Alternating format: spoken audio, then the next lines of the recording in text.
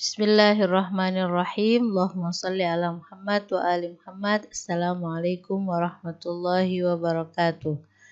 Kali ini kita akan membahas tentang syukur. Pertama yang akan kita bahas adalah apa itu makna dari syukur. Syukur dalam bahasa Arab diambil dari kata kerja dari huruf shin, kaf, dan ro, yang artinya adalah menampakkan.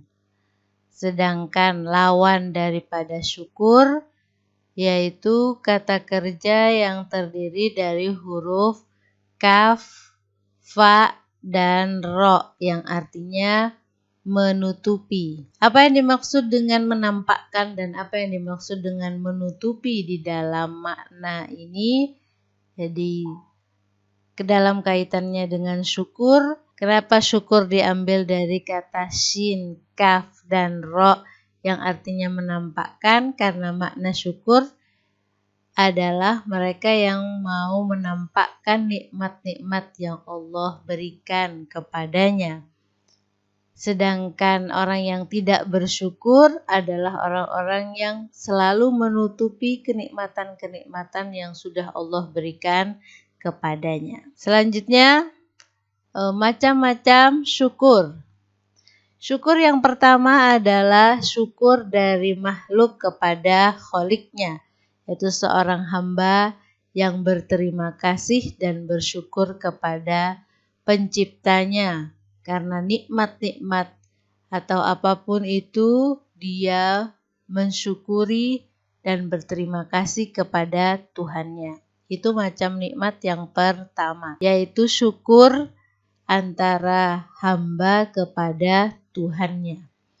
Yang kedua adalah kebalikannya, yaitu syukurnya kholik terhadap makhluknya, yaitu Allah Subhanahu wa Ta'ala juga bersyukur kepada hambanya. Hanya makna syukurnya Allah kepada hambanya, yaitu Allah berterima kasih dengan hambanya dengan memberikan balasan-balasan kebaikan kepada hambanya. Seperti misalnya ayat Al-Quran yang bunyinya wa kanallahu syakiran alima. Dan Allah adalah maha mensyukuri dan maha mengetahui. Jadi syukur juga salah satu sifat Allah Subhanahu wa Ta'ala. Selanjutnya, macam syukur yang ketiga, yaitu syukur dari makhluk untuk makhluk yang lain. Yaitu antara satu makhluk dengan makhluk yang lain saling bersyukur atau saling berterima kasih dengan kebaikan-kebaikan yang telah mereka berikan. Ini 3 macam syukur. Syukur yang pertama antara makhluk kepada kholiknya, syukur yang kedua antara kholik kepada makhluknya, dan syukur yang ketiga adalah antar makhluk. Selanjutnya, tingkatan-tingkatan makom syukur. Syukur ada tingkatan-tingkatannya. Tingkatan yang pertama adalah syukur hanya untuk Allah dan hanya karena zat Allah, bukan dengan memperhatikan sesuatu yang lain. Yaitu seorang hamba yang benar-benar berterima kasih, benar-benar murni karena Allah Subhanahu wa Ta'ala tanpa melihat apa yang sedang dia rasakan sekarang. Baik itu merupakan sebuah nikmat ataukah itu sebuah ujian atau cobaan atau musibah, dia tetap bersyukur karena syukurnya hanya karena Allah Subhanahu wa Ta'ala tanpa memperhatikan sesuatu yang lain. Tentunya tingkatan syukur yang pertama ini hanya dimiliki oleh orang-orang khusus saja. Yang kedua, yaitu syukur yang dilakukan karena bencana atau cobaan yang ditimpakan kepada seorang hamba. Ini juga adalah bentuk syukur untuk orang-orang khusus juga. Karena orang-orang biasa ketika mereka mendapatkan bencana dan cobaan, mereka alih-alih untuk bersyukur kepada Allah Subhanahu wa Ta'ala, justru mereka akan berkeluh kesah, mengeluh dengan bencana, cobaan, dan kesulitan-kesulitan yang dia hadapi. Tapi untuk orang-orang khusus, dia ketika berhadapan dengan bencana dan cobaan, dia akan bersyukur dan berterima kasih kepada Allah Subhanahu wa Ta'ala. Karena dengan adanya bencana dan cobaan itu, masih banyak lagi nikmat-nikmat yang perlu dia syukuri. Selanjutnya yang ketiga adalah tingkatan syukur yang terendah, yaitu syukur atas nikmat yang diberikan kepada seorang hamba. Ini bentuk syukur yang paling rendah. Tinggal kita pilih apakah kita termasuk orang-orang yang sudah bersyukur dengan tingkatan yang pertama, kedua, ataukah yang ketiga, atau bahkan kita masih di bawahnya lagi. Yaitu kita masih termasuk orang-orang yang walaupun sudah mendapatkan kenikmatan, kita masih belum bisa bersyukur. Selanjutnya, kewajiban bersyukur kepada pemberi nikmat. Andai bukan karena ada perintah dari agama sekalipun, akal sehat dan hati nurani akan membimbing kita untuk meyakini kewajiban itu.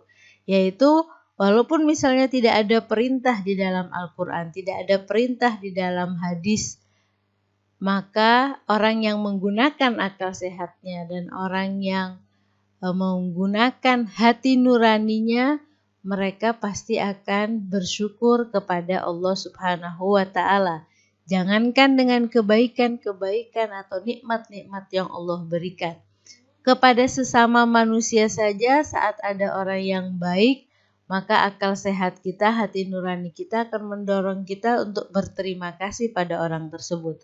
Ketika ada orang yang baik kepada kita, maka kita akan enggan untuk menolak permintaannya.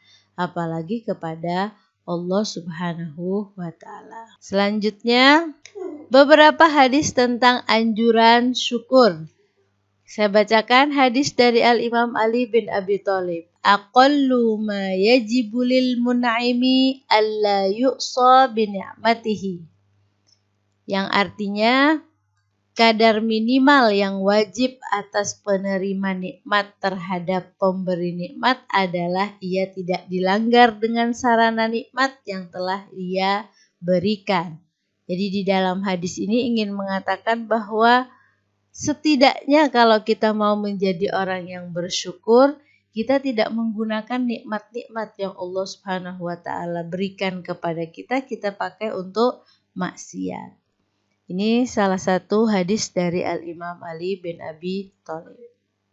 Selanjutnya, Imam Ali bersabda di dalam hadisnya yang lain, Man u'tiya arba'an lam yuhram arba'an. Man u'tiya du'a'a lam yuhram al-ijabata. Wa man u'tiya taubata lam yuhram al-qabula. Wa man u'tiyal istighfara lam yuhram al-maghfirah wa man u'tiyas syukra lam yuhram az-ziyadah. Barang siapa diberi 4 perkara, ia tidak akan dihalangi dari 4 perkara lain. Siapa diberi kesempatan berdoa, maka ia tidak dihalangi dari ijabahnya. Siapa diberi taufik untuk bertaubat, ia tidak akan dihalangi dari diterimanya taubat itu. Siapa diberi taufik untuk beristighfar, ia tidak dihalangi dari ampunan.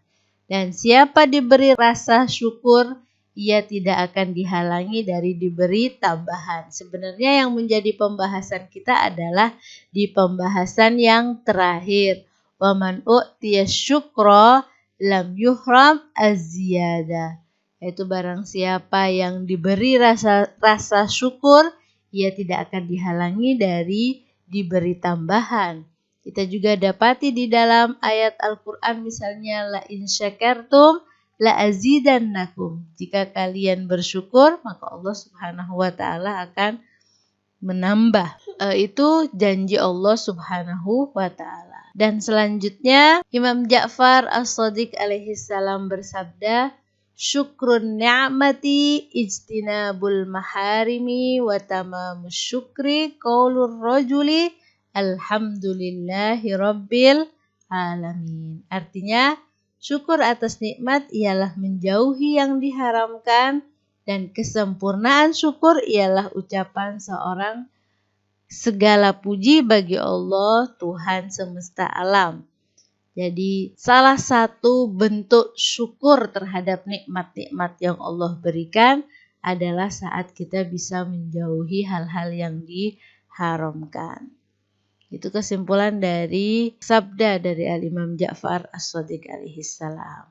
Dan mauidhah terakhir yang harus kita renungkan adalah jadilah kita hamba yang selalu bersyukur atas nikmat-nikmat yang Allah anugerahkan kepada kita.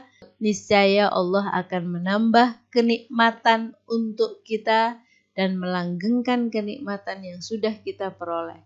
Dan jangan kita menjadi lupa diri dengan nikmat Allah, dan akibatnya kita menjadi lupa kepada pemberi nikmat, yaitu Allah yang Maha Rahman dan Maha pemberi anugerah. Wassallallahu ala Muhammad wa alihi tahirin. Assalamualaikum warahmatullahi wabarakatuh.